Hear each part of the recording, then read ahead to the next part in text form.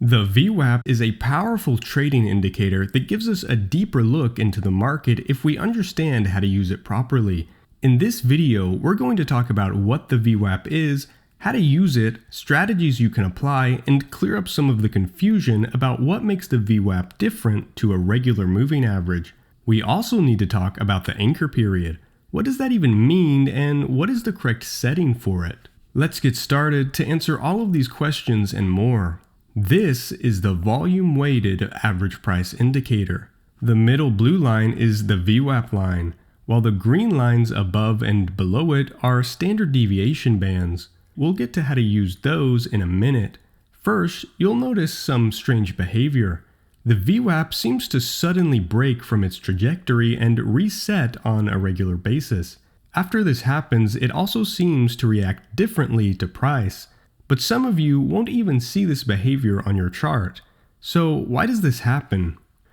It all has to do with the anchor period. The anchor period is where the VWAP begins its calculation. Basically, the VWAP resets and starts calculating again at the beginning of every anchor period. If we go into the settings, you'll see an option to change the anchor period.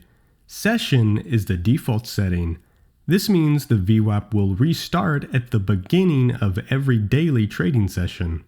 If we set it to week, it restarts at the beginning of every week, and only uses the candles that have been formed in that week so far for the calculation, and so on for every other setting. The anchor period is the reset point for the calculation. No bars before that anchor point are included when it resets. Here's what makes the VWAP different. It's not a moving average. A moving average slides across price and is always calculating the average of the last n bars. The VWAP is anchored, meaning it calculates the weighted average of all the candles in the anchor period, no matter how many there are. This is why there's no length input like a moving average, and also why understanding how changing the time frame affects it is essential to using it, and that's what we're talking about next. But it should start to make sense why the VWAP is more reactive to price in the beginning. It's using however many bars have been created so far. So with just a few bars, the average is being affected more by each bar. And over time, it averages out and each bar has less of an effect until the session resets. This is similar to how a short length moving average that uses less bars is more reactive than a long length moving average that uses more. The VWAP is increasing how many bars are included every time a new one is formed in that session. But what did I mean when I said some of you might not even be seeing this behavior? Well, the time frame can seemingly break the indicator. Right now, I have my chart time frame set to 1 minute. But if I set it to 1 day, it doesn't even look like an average anymore. It follows the candles exactly and doesn't go above or below them. This is because my anchor point is set to reset at the beginning of every daily session. So when I put it on a 1 day time frame, the VWAP is resetting on every daily candle, effectively becoming a moving average with a length of 1. I can change the anchor period to 1 week and it looks much more normal. So when you're trading within the day, like on the minute or hour time frames, session makes the most sense as an anchor period. Now that we understand a bit more about the VWAP, how can we actually use it to trade? There's a couple of main strategies. The first strategy involves using the VWAP as a line price will eventually revert to. We know the VWAP is giving us a weighted average of the price, and mean reversion strategies are based around the idea of price returning to the average. So we use the indicator line to give us a target that price could revert to again. But when do we know when price is at a point where it will revert to the mean soon? Here's where those standard deviation bands can come into play. The green bands above and below the VWAP are standard deviation bands that can provide us with an overbought and oversold reference point.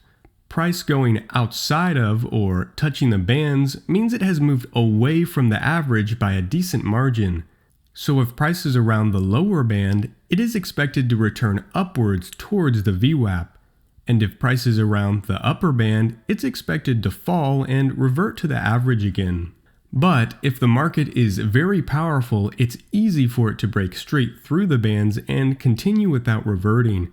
If you see this happen, there's wider bands you can enable in the settings to contain price more.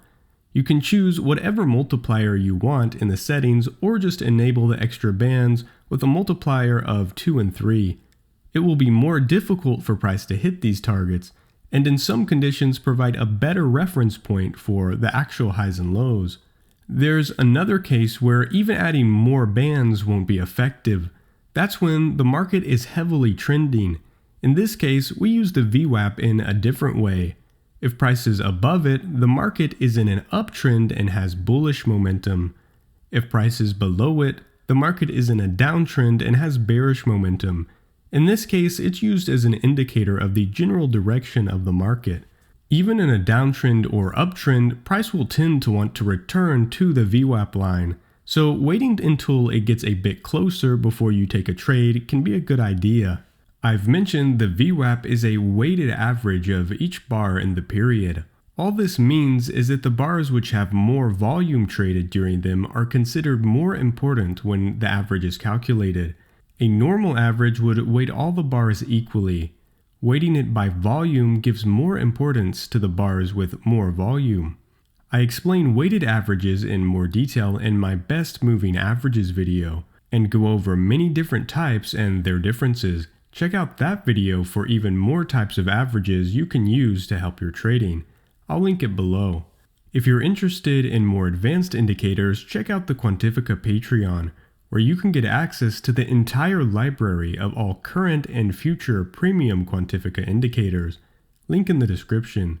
If you found this video useful, a like would be greatly appreciated. If you want to see more videos like this, go ahead and subscribe.